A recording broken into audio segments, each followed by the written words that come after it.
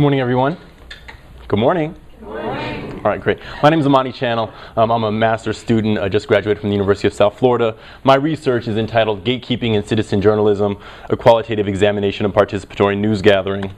And this kind of follows up on a discussion that they just had, which I feel is very appropriate.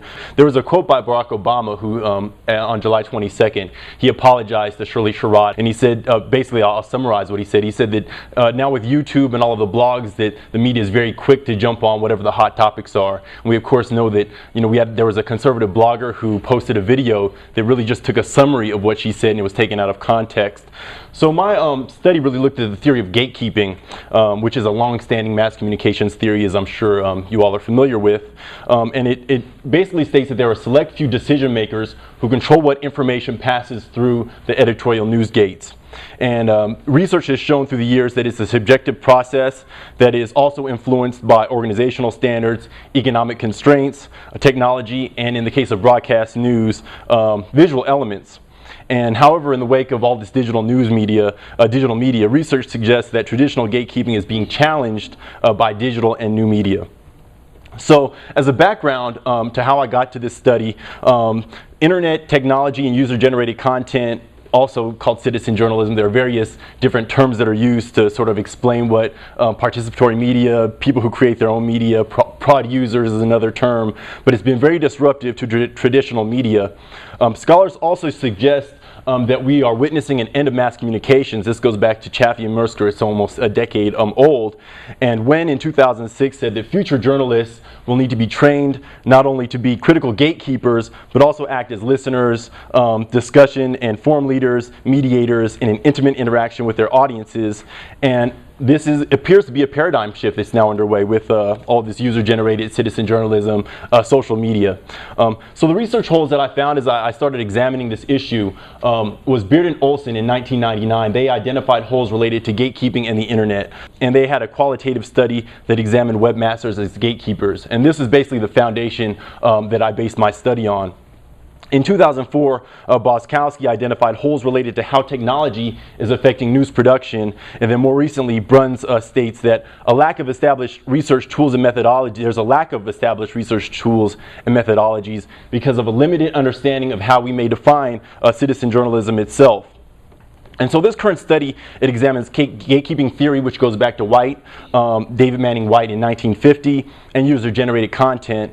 And my research question was, how is gatekeeping affected by participatory media in a network news organization? And what I looked at was CNN's iReport community, and I used in-depth interviews, which is similar to Beard and Olson's study. And there's also Quentin McCracken, who also outlined how to conduct research, qualitative research, using in-depth interviews. And so I interviewed 8 iReport producers. I will differentiate iReport producers from web and TV producers because iReport producers don't have any control of the editorial content that makes it on air. They simply vet, monitor, and observe what kind of content is being uploaded by the community. And so I won't go over all my reasons for conducting this qualitative research, but basically Creswell stated that conduct qualitative research when there aren't firm guidelines or specific procedures, and technology or the information is changing constantly, which seems to be the case right now. So my first research question was, how is technology used to gather user-generated media, and what procedures are in place to solicit it?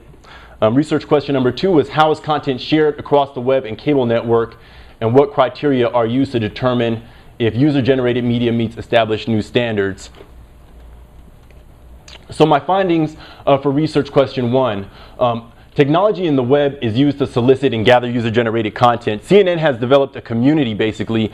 They have a number of users, the numbers in my study, but they basically upload whatever they want to upload. It's unvetted initially, except for there's a little bit of moderation that's done, like if anyone uploads any sort of pornography or anything obscene like that, they remove it pretty quickly by a third-party organization. But other than that, everything is left to the community to flag. If there's something that the community deems not appropriate on the site, they can flag the content. So it's a community-based model. There's also an algorithm, so they have a formula, a program, I guess, that's been written that helps them identify a more popular content on the site. This algorithm helps them identify content that is getting a lot of comments, that is being linked to substantially, and that is getting a lot of conversation around the content. The iReport team also creates assignments, so they create assignments for the community. They are interested in creating this sort of building relationships with their members, so they will upload content that they might find passionate, and they have a various degree of success. They're still experimenting with things that create interactivity between the community. And in general terms, hard news, breaking news, human interest stories, enterprise journalism, and also they have some fun assignments they also feature on the site, which seems to be featured most often in terms of what makes it through their editorial gates. So for research question 2, how is content shared across the news network? Potentially newsworthy stories that are uploaded to iReport are pitched just like, if you're a reporter, you would pitch a story to your news managers. They have an editorial meeting every day. The iReport team, they have a member that represents iReport who pitches their iReports, and they say, hey, these are some stories you may want to consider for air or for the CNN.com website. They also have a daily email blast that is sent out to all of the producers for both CNN International and all of their TV programs. And any CNN producer can use vetted iReports. It's really up to the individual show and web producers. And they are up to, as I already mentioned, they are have the final decision-making process of what can be used. As far as research question 3, which is, to me, the most important question is what standards are used, what traditional standards are applied to user-generated content. They use the same traditional standards with user-generated content that they use as they would use to their traditional gathered media. They verify everything twice. What they do is they will call the iReporter and have a conversation with them to see if their information sort of matches what they're seeing. They will ask other departments if this video or this visual kind of matches the other information that CNN has learned about the content. If the person has doctored the picture at all, they can go into Photoshop and look at the metadata to see if the picture's been doctored. So they have all these standards that they use to see if the content is true and factual. And it seems that their content that they feature, in general terms, falls within the national news agenda of their national coverage. So some examples of iReports that have been featured, and these are just a few. The Virginia Tech massacre, which was sort of the seminal moment for CNN's iReport. I think we all remember those gunshots when that massacre was going on, and that student was the only person who captured any of that moment. So during Obama's election, there was a ticket problem. Some of the people who were trying to attend Obama's election, they couldn't get in, so they started uploading iReports. And in the conversations that I had with the iReport producers, they had no idea that this situation was going on until they saw people uploading these pictures, and so they featured that content and made it through and ended up being on air. And then the Iran election crisis, which is another, I think, another important event and significant event in CNN iReport's history, where you had no media pretty much coming out except for iReport. So 2 minutes left. I know I've been rushing through this, but this is like 2 years of research and like 10 minutes.